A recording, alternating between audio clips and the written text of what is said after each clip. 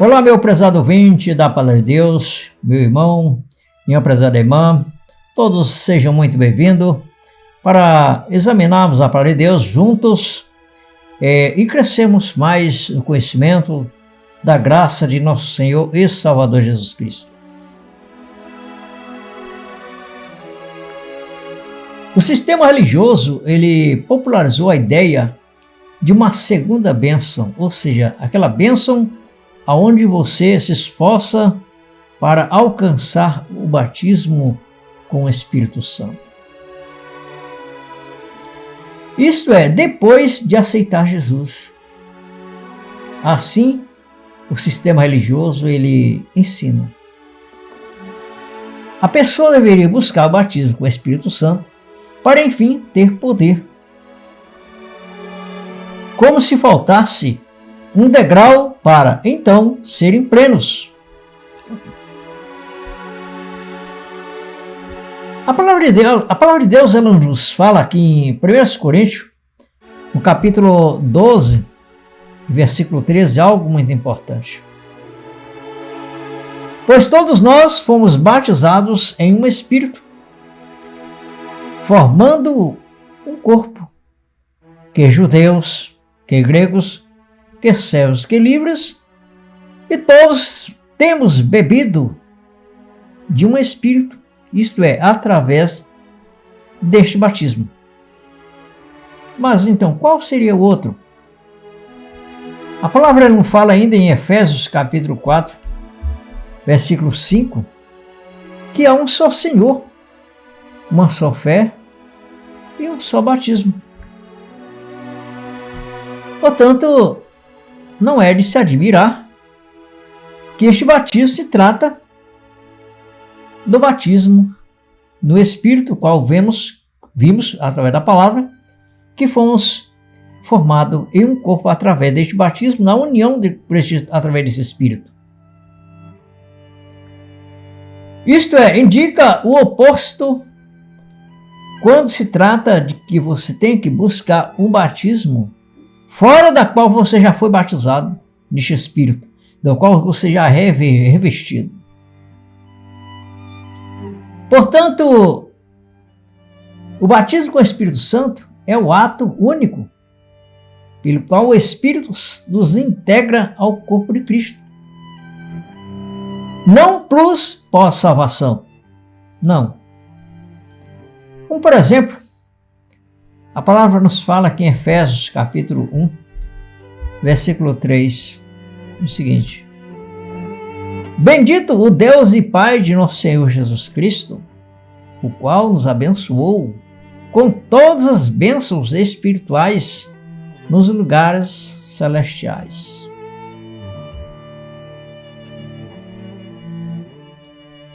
Mostra que selo e habitação acontecem no mesmo momento em que a fé é revelada, não anos depois. Há um só corpo e um só Espírito, um só Senhor, uma só fé, um só batismo. É isso que fala exatamente, nós lemos em Efésios, capítulo 4, versículo 4 a 5, que nos diz: Há um só corpo e um só Espírito. Que corpo é este? É o corpo de Cristo, ao qual você, eu, estamos formados aqui na terra como o corpo de Cristo, que é a igreja. Aí, como diz o versículo 5, um só Senhor, uma só fé e um só batismo. Então, este batismo, na verdade, é que, como diz o próprio Espírito, que forma este corpo. Como diz aqui em 1 Coríntios, capítulo 1 Coríntios, capítulo 12, versículo 13. Pois todos nós fomos batizados em um Espírito. E se a própria Bíblia nos diz que há um só Espírito, então, obviamente, estamos corretos em dizer e afirmar pelas Escrituras que esse batismo é o batismo da cruz, da qual formamos através deste corpo espiritual, um só corpo em Cristo, através do mesmo Espírito no qual fomos batizados, formando este corpo.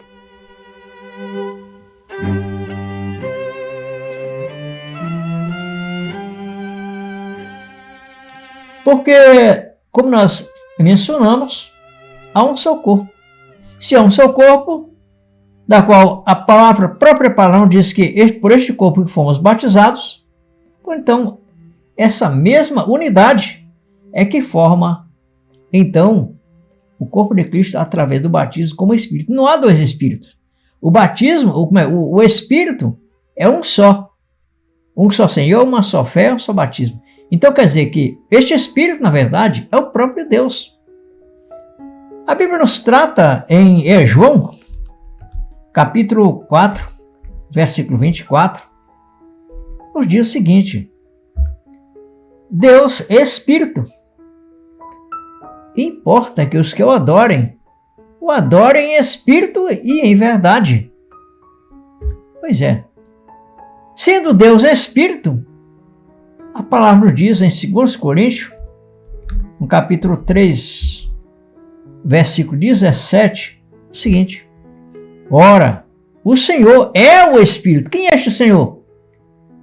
É o Senhor Deus, o único. Há um só Senhor, uma só fé, um só batismo. Portanto, este mesmo Senhor é o Senhor Jesus Cristo.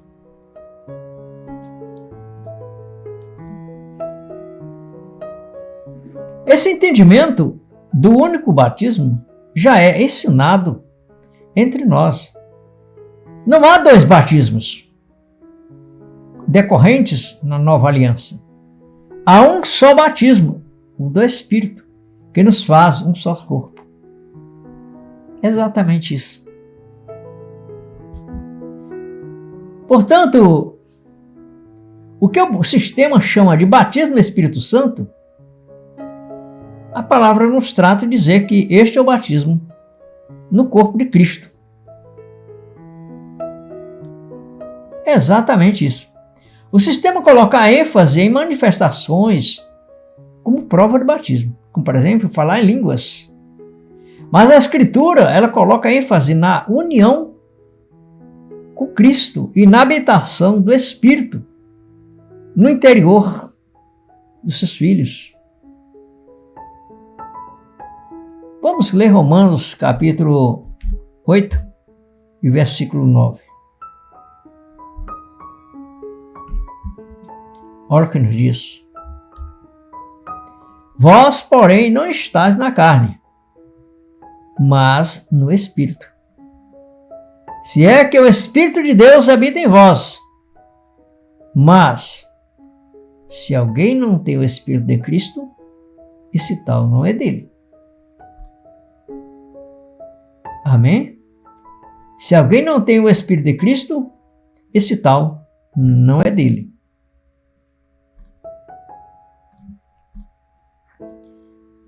Outra situação é que a palavra nos diz em Colossenses, no capítulo 2, versículo 10, que nós já estamos perfeitos nele, que é o cabeça de todo o principado. Ou seja, se estamos perfeitos nele, estamos cheios do Espírito, estamos revestidos do Espírito, se ele habita em nós, através do seu Espírito, como então poderíamos ainda dizer que precisaríamos de um batismo extra, como um batismo com outro Espírito, como se fosse outro, na verdade, né? Porque, na verdade, o batismo do Espírito Santo é um só batismo. Quem é o Espírito Santo? É o próprio Deus. Deus é Espírito, importa que os seus adoradores o adorem em Espírito e em verdade. Se Deus é o Espírito, ele é santo. Santidade, na verdade, é um atributo de Deus. Não faz de Deus uma outra pessoa, não faz da santidade de Deus uma outra pessoa, como se fosse uma segunda pessoa, terceira pessoa, quer dizer, como muitos religiosos ensinam. Não. Na verdade, o próprio Deus é o próprio Espírito Santo. Portanto,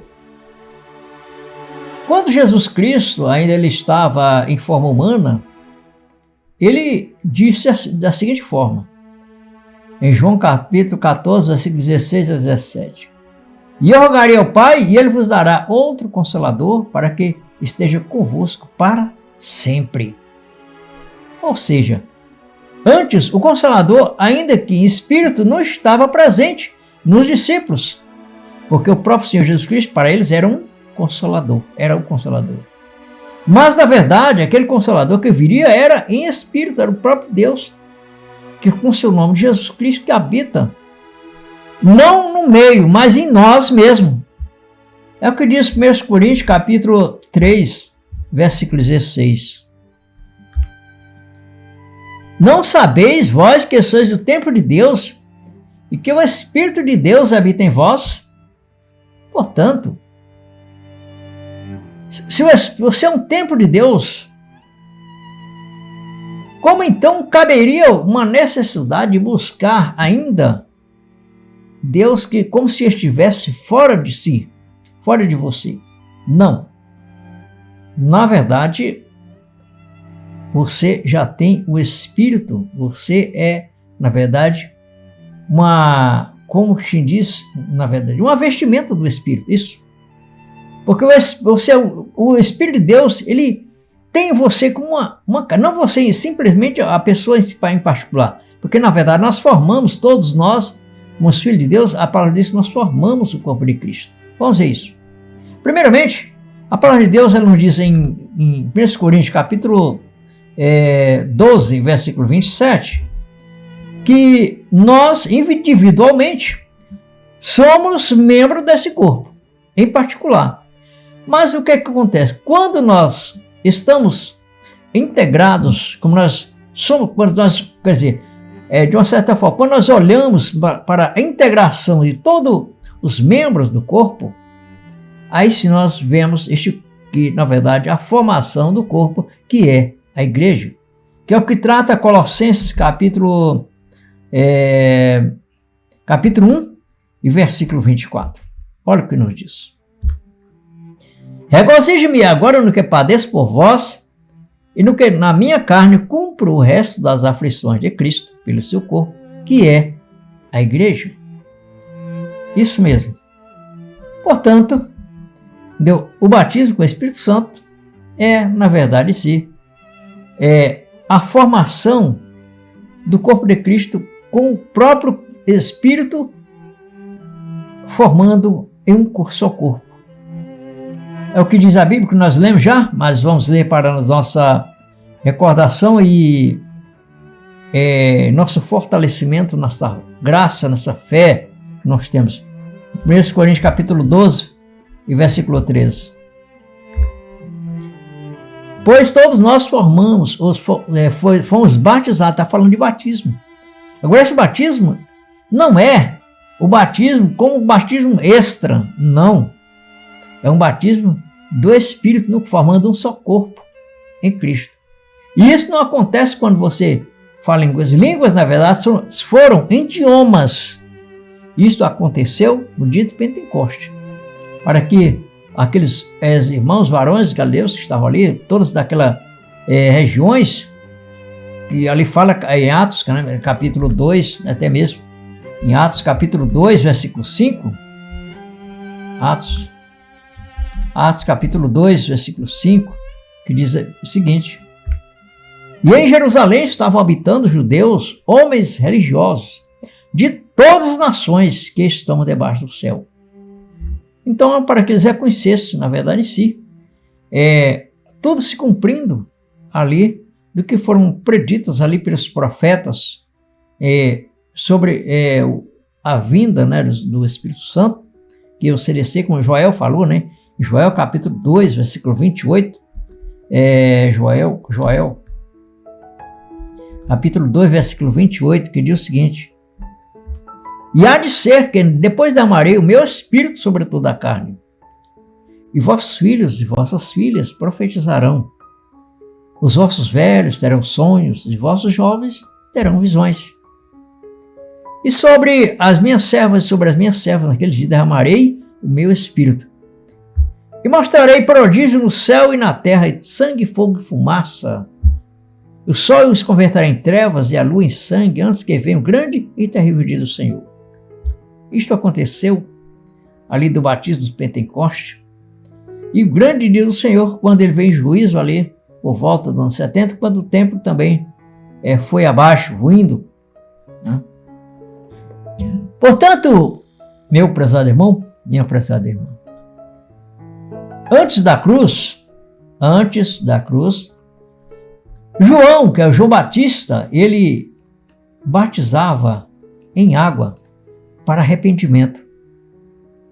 É o que está escrito em Mateus, capítulo 3, versículo 11. Mateus, capítulo 3, né? Versículo 11. Olha o que nos diz. E eu, em verdade, vos batizo com água para o arrependimento. Mas aquele que vem após mim é mais poderoso do que eu, cujas sandálias não sou digno de levar. Ele vos batizará com o Espírito Santo e com fogo. Porque, na verdade, o povo estava juridicamente debaixo da lei e do pecado. Por isso havia de ter que haver um arrependimento, teria que haver um retrocesso neste arrependimento para poder, além de reconhecer, receber o que estava vindo dentro daquela era, dentro daquela geração, que era, na verdade agora, a manifestação da graça de Deus. Isto é, estava em estado de uma transição da lei para a graça. Porque, na verdade, como Jesus Cristo, o apóstolo Paulo, na verdade, falou, porque o fim da lei é Cristo, para a justiça de todo aquele que crê. Ou seja, Jesus Cristo estava ali agora encerrando todo o seu trabalho e agora, sendo ele mesmo a justiça que a lei prescrevia, porque o fim da lei é Cristo, para a justiça de todo aquele que crê.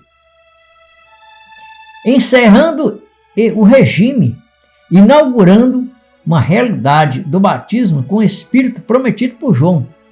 Ele vos batizará com o Espírito Santo. Mateus capítulo 3, versículo 11. Aí vejamos que esse batismo não é mais o batismo de João Batista, o qual João Batista diz em suas palavras: mas aquele que vem após mim, ele vos batizará com o Espírito Santo e com fogo. E este apóstolo Paulo, ele já descreveu de uma forma mais prudente possível para um reconhecimento deste batismo de Jesus Cristo, que é o batismo com o Espírito Santo. Ele descreve de uma maneira mais prudente, mais clara possível, que este batismo é o batismo na cruz. Vamos ver isso?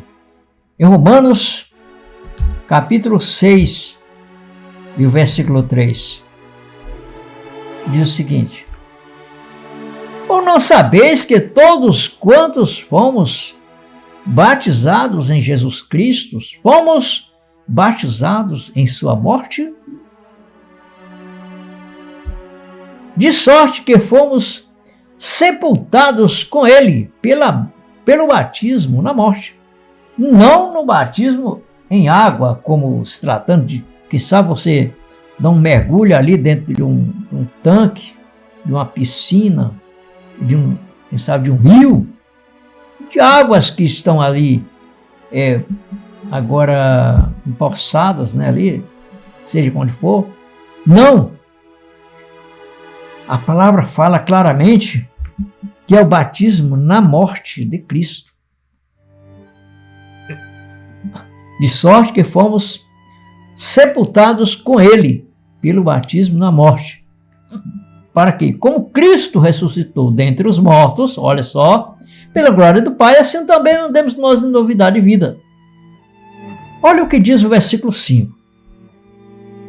Porque se fomos plantados juntamente com ele na semelhança da sua morte, olha, não é na verdade na semelhança do batismo com água, não. Também seremos na da sua ressurreição.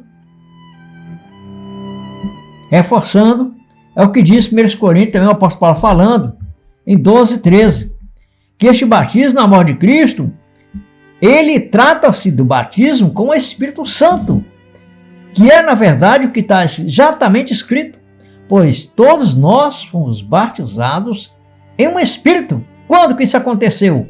Na morte de Cristo. Todos fomos batizados na morte de Cristo. Não se tratando mais do batismo em água, ou batismo de como se tratando de você tivesse que falar em línguas estranhas, não. As línguas foram idiomas.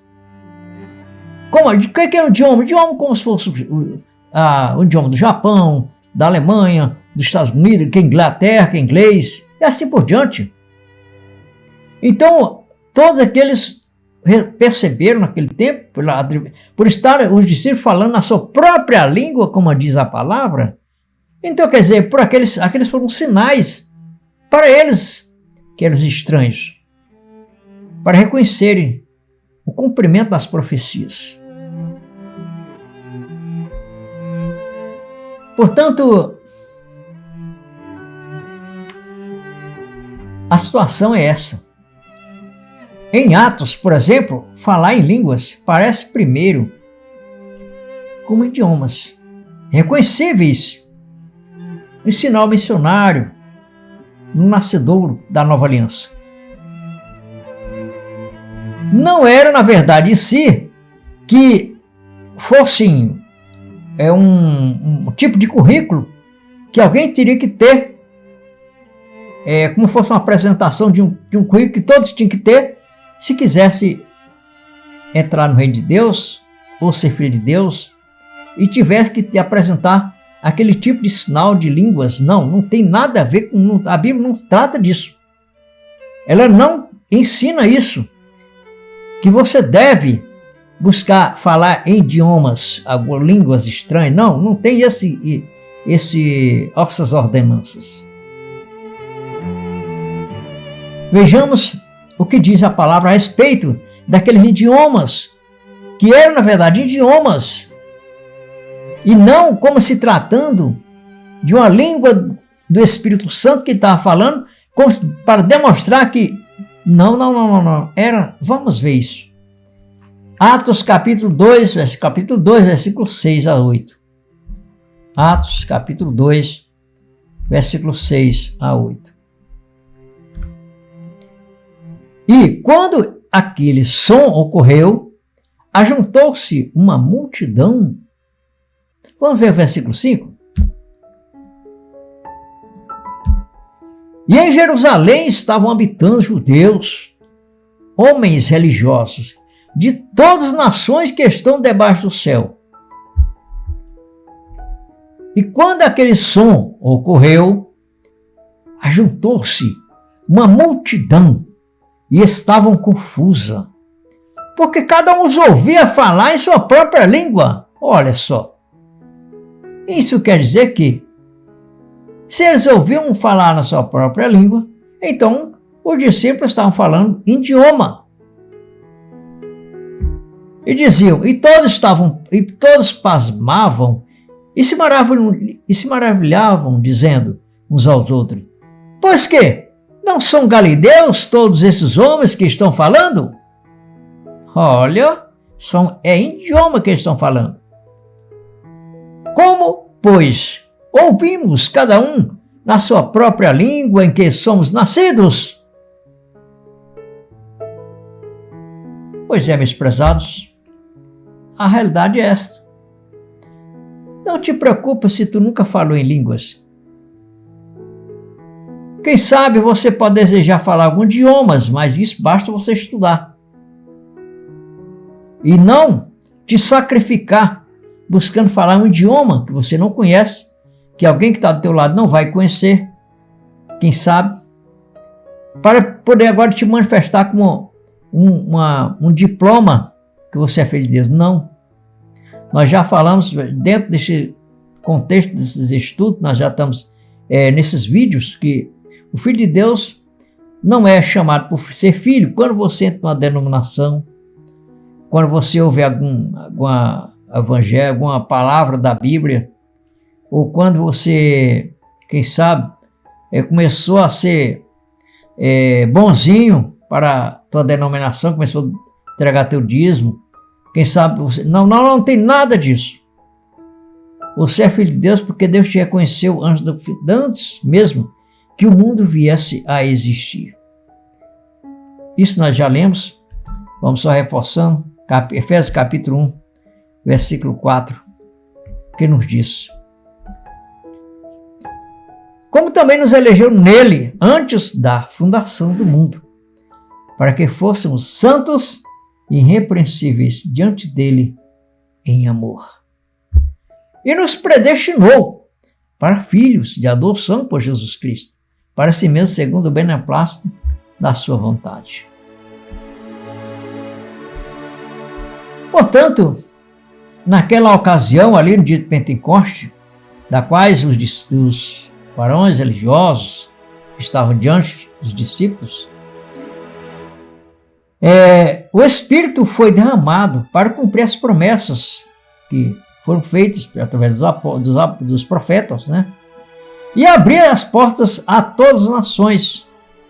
E as línguas serviam de sinal público e inconfundível. É o que nós lemos em Joel, capítulo 2, 16 a 21 em diante, Joel 2, 28. Como está escrito, vamos ler aqui em Joel, capítulo 2. Joel, capítulo 2. Deixa eu ver aqui Joel, capítulo 2, versículo 16. Também não. Joel, só um momento aqui.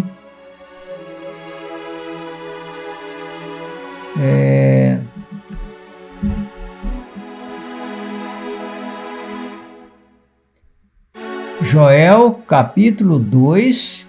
Deixa eu ver aqui o versículo aqui.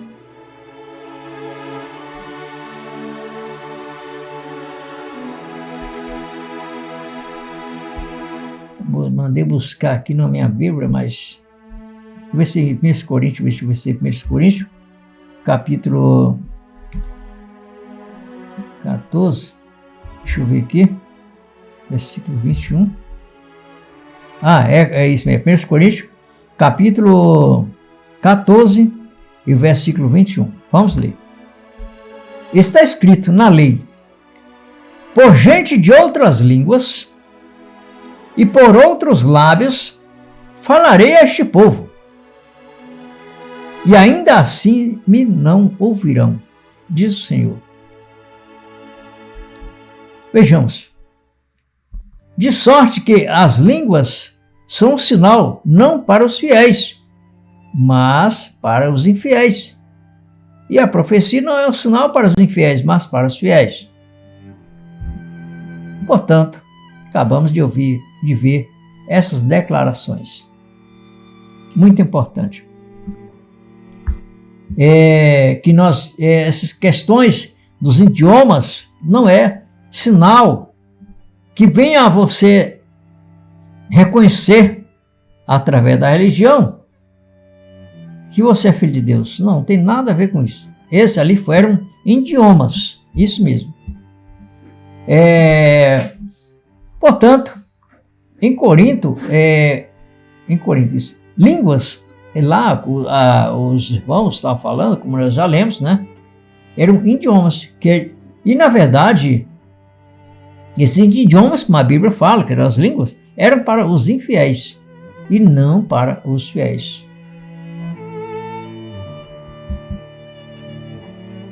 E uma outra coisa importante, meu prezado irmão e minha prezada irmã, a respeito deste assunto.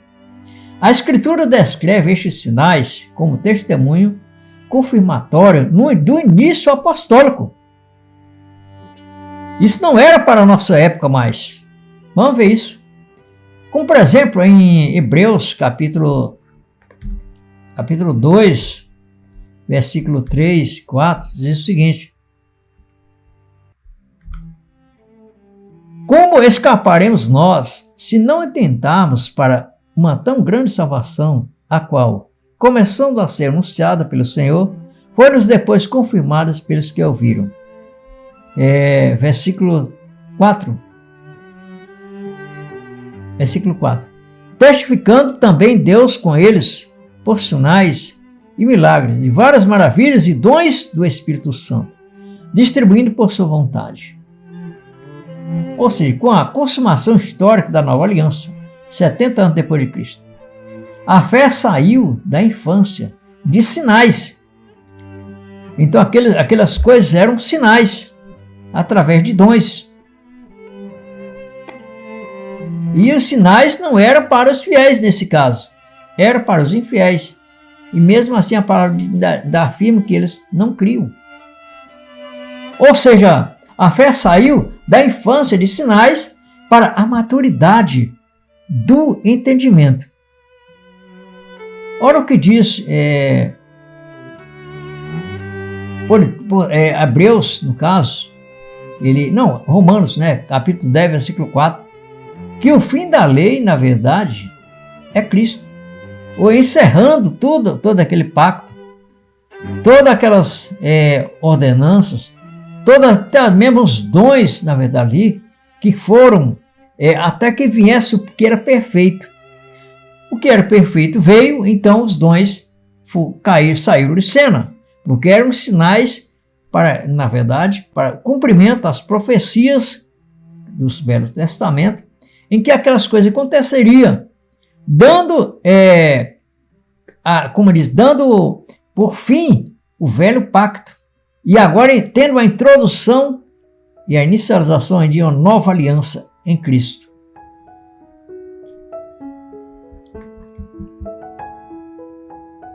Amém? Portanto, a Bíblia distingue batismo no Espírito, ato único que nos une a Cristo. É o que diz Efésios capítulo 5, versículo 18. Efésios capítulo 5, versículo 18.